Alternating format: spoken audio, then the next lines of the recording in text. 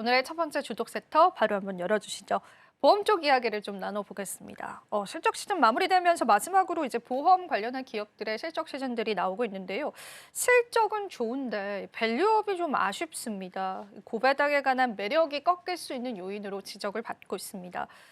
실제로 보험주들이 배당이 별로 안 좋은가요? 원래는 그렇진 않았어요. 네. 그런데 실적이 잘 나오면 배당을 높이 주는 게 맞는 건데 지금 같은 경우에는 보험주들이 실적이 잘 나오고 있음에도 불구하고 배당을 주지 않고 있다는 거죠. 주지 않고 있다는 건 아예 안 준다는 건 아니고요. 네. 이익을 번 만큼 그만큼에 비례해서 보험 이제 배당금을 주지 않는다라는 의미고요. 그런데 지금 보면 이제 그동안 이 보험사들의 실적이 그만큼 좋았고 그런데 주가는 올라가지 못했고 거기다가 이 투자자들은 당연히 실적이 좋으면 보험 이제 배당금이 높아질 거라고 예상을 했는데 그렇지 않기 때문에 이 부분이 문제가 되었다라고 보시면 되겠고요. 그리고 지금 이제 그 보험주 같은 경우에는 그만큼 밸류업 자체가 이 밸류에이션 자체가 좀 많이 낮은 편이에요. 지난해 같은 경우에는 밸류업 프로그램을 통해서 결국 이제 저평가된 종목들이 많이 올랐거든요. 그중에 특히나 금융주들이 많이 올랐습니다. 여기에서 같이 또 올라온 부분이 있었고요. 하지만 은행주들의 하락폭은 크지 않은데요. 보험주들의 하락폭이 굉장히 큽니다. 그런 데는 분명히 또 이유가 있을 텐데 그 이유가 뭔지에 대해서 우리가 좀 이야기를 해볼 텐데요. 먼저 가장 중요한 건 우리가 IFRS라고 해서 회계 처리 기준이 있거든요. 이 기준이 좀 바뀌었습니다. 2023년도부터 IFRS 17 이 기준이 도입이 됐거든요. 지금부터 약 3년 정도가 지금 진행이 되고 있는 상황인데요. 그런데 이게 도입이 되면서 실적은 굉장히 커졌는데요. 실제로 이 보험회사들이 돈을 쓸 수 없는 여력이 줄어들었다는 거예요. 가장 큰 문제는 예를 들어서 장기보험 같은 경우에는 그만큼 이제 긴 기간 동안에 보험료가 들어옵니다. 하지만 그 보험료 자체가 결국은 이제 어느 정도 이 실적이 그 중간중간마다 잡히거든요. 원래는 그렇게 실적이 잡히지 않았는데 이 부분을 미래 계약에 대한 마진을 분할해서 이제 실적이 잡히기 때문에 실적은 늘어날 수밖에 없어요. 근데 문제는 뭐냐면 늘어나는 실적 대비했을 때 새로운 계약이 하나 생겼습니다. 바로 해약 환급금 준비금이라는 건데요. 이게 이번에 이제 그 회계제도가 변경되면서 이 준비금을 쌓아놔야 되는 규정이 생겨버린 거죠. 예를 들어서 이런 겁니다. 우리가 은행에서 예금을 할 때 1년 만기 적금을 들 때도 1년 동안 예금을 계속 하는 경우도 있지만 급한 일이 있어서 이걸 중간에 해약하는 경우들이 생기잖아요. 해약하게 된다면 결국은 거기에서 이 돈을 은행에서 줘야 되는 거죠. 보험도 마찬가지예요. 기간의 계약이 있지만 중간에 해약을 하는 경우도 생깁니다. 그렇기 때문에 그 해약을 하는 금액에 대한 일정 비율을 준비해 놓으라는 거죠. 이 돈은 쓸 수가 없는 돈이에요. 그러다 보니까 이익은 늘어났지만 결국은 쓸 수 있는 돈이 줄어들기 때문에 그래서 그만큼 배당을 지급할 수 없는 이런 상황이 돼버린 거고요.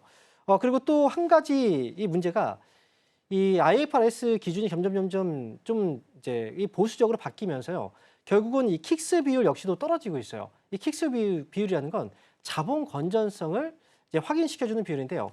보통 150% 위쪽으로 올라가게 되면은 안전하다고 봅니다. 근데 기준이 점점 빡빡해지면은 이 비율 자체가 떨어질 수밖에 없어요. 그러면 결국 이 비율을 충당하기 위해서는 채권을 발행한다거나 이런 식으로 해서 자금을 다시 가져와야 됩니다. 그런데 이 채권 발행의 경우에도 결국은 금리에 연동되기 때문에 이자 비용이 또 빠져나가요. 그래서 이런 이제 악순환들이 결국은 보험사들의 실적은 키웠지만 실제 내구성은 좀 많이 문제가 생겨버리게 된 거죠. 그래서 실적은 좋지만 겉으로 봤을 때 그런데 실제 안에서는 돈을 배당금을 줄 만한 여력이 그만큼 부족한 상황이 돼버렸다. 이렇게 볼 수가 있겠습니다. 네, 좋습니다. 그러니까 배당을 줄였다, 배당을 더 안 줬다라는 거에는 그만한 이유가 좀 있기는 있었습니다. 근데 그럼에도 불구하고 주주의 입장에서는 조금 아쉬움이 좀 남는 거는 사실입니다.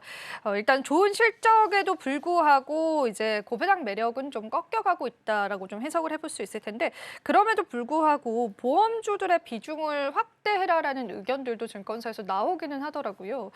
이거는 이제 우리가 어떻게 해석을 해봐야 될까요? 보험주들은 계속 이제 지금 투자하거나 모아가는 관점으로 볼 때는 이럼에도 불구하고 괜찮을까요? 일단 증권사 쪽에서 그런 내용들이 나왔다면 아마도 첫 번째가 그만큼 악재들은 이미 나왔기 때문에 거기에 있어서는 주가의 민이 어느 정도 반영이 되었다라고 이제 판단을 하고 있는 것 같아요. 그리고 이 부분은 우리가 좀 따져봐야 되는 부분이 있는데 뭐냐면 보험주들의 실적이 1분기에는 좀 좋지는 않았거든요. 1분기 실적이 좋지 않았던 이유를 보면은 이 비용이 되게 많이 나왔어요. 이 보험금 지급이 많이 나갔다는 거죠. 우리가 이 보험사들의 실적이 매번 좋은 건 아니에요. 좋다가 나쁘다가 그만큼 좋을 때가 있고 안 좋을 때가 있는데요. 우리가 실적이 안 좋은 시기를 보게 되면 결국 겨울철 시즌에 실적이 안 좋은 상황들을 많이 겪게 됩니다. 예, 실제로 보험사들은 겨울철에 실적이 안 좋은데 그 이유가 사고가 많이 나기 때문에 그래요. 화재 같은 경우에도 이 화재 사건들이 많이 나죠. 불을 피우기 때문에 춥기 때문에. 그리고 자동차 같은 경우에도 빙판길에 사고가 많이 발생합니다. 그래서 사고에 의해서 그만큼 보험금이 지급이 많이 되죠. 그리고 개인들도 걸어 다니다 보면은 넘어질 수가 있잖아요, 빙판길에. 그래서 이렇게 보험금이 많이 이제 지출이 되다 보니까 보통 겨울 시즌에 실적이 좋지 않은 이런 부분들이 있고요. 그리고 이번에 IFRS 17이 도입되고 나서 이 문제가 지금 수면 위로 올라가면서 이 정부에서도 이 대책을 지금 마련하고 있는 상황입니다. 실제로 하반기쯤에 종합적인 이걸 보완시켜주는 이런 정책이 나올 거라고 지금 발표가 있었고요. 그렇기 때문에 지금은 이렇게 많이 떨어졌고 주가가 저평가되어 있고 거기다가 규제에 대한 어떤 제도의 개선까지 또 기대가 되고 거기다 실적도 저점을 지나고 있으니 아마도 지금 자리에서는 뭐 만약에 매수의 관점에서 보고서도 충분히 나올 수 있는 상황이라고 저는 생각할 수가 있겠습니다. 네, 좋습니다. 그러면은 저희가 바로 우리 전문가님의 최선호 기업 한번 이야기를 들어보겠습니다. 그래도 우리가 공략해볼 만한 메리트가 있다면 그 안에서 어떤 종목군들 좀 공략을 해보는 게 좋을지 한번 이야기를 들어볼게요. 사실 제가 지금 이 보험주의 경우에는 지금 당장 주가가 올라갈 거다라고 생각하는 종목들도 있지만 지금 당장 주가가 움직이지 않아도 앞으로가 좋아질 수 있는 그런 기업들이 있을 거예요. 지금 당장 올라갈 수 있는 건 사실 차트를 보면 올라가고 있는 종목들이 또 더 올라갈 수 있어요. 예. 하지만 앞으로를 본다면 조금 더 안전한 종목들이 더 올라갈 수 있는 여지가 있거든요. 그래서 그 부분에서 본다면 아무래도 이제 삼성화재 쪽이 조금 더 좀 안전하게 접근할 수 있는 종목이 아닐까라고 생각을 합니다. 먼저 하반기에 이 IFRS 이제 새로운 회계 처리 기준과 관련해서 지금 안 좋은 부분에 있어서는 새롭게 규정이 개정이 또 이뤄진다라는 건 앞에서 이야기를 해드렸어요. 그렇게 된다면 지금 이렇게 비용들이 많이 지출되고 있지만 결국은 이제 실적들이 다 이제 고스란히 또 잡힐 수 있는 그런 개선세가 또 있을 거란 말이죠. 그 기대감이 주가에 반영이 될 수 있을 거고요.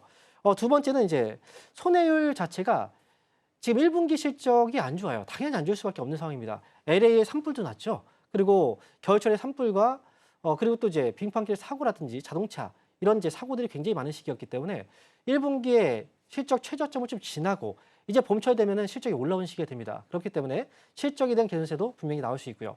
그리고 한 가지 더 본다면 이렇게 실적적인 부분에서 배당을 좀 주기 어려운 상황에도 불구하고 삼성화재라는 이 회사는 배당금을 역대 최대치로 올렸어요. 이 배당금이 이번에 19,000원대로 배당금을 지급하겠다고 결정이 나왔거든요. 그렇다는 건 힘들지만 결국은 주주의 이익을 반하지 않게 하겠다라는 의지가 또 있기 때문에 우리가 투자로서 적합한 기업을 따지고 본다면 좀 더 안전하게 주주의 가치를 좀 보존시켜 줄 수 있는 그런 회사에 투자하는 게 저는 맞겠다라고 생각해서 오늘 준비한 기업은 삼성화재를 준비해 봤습니다.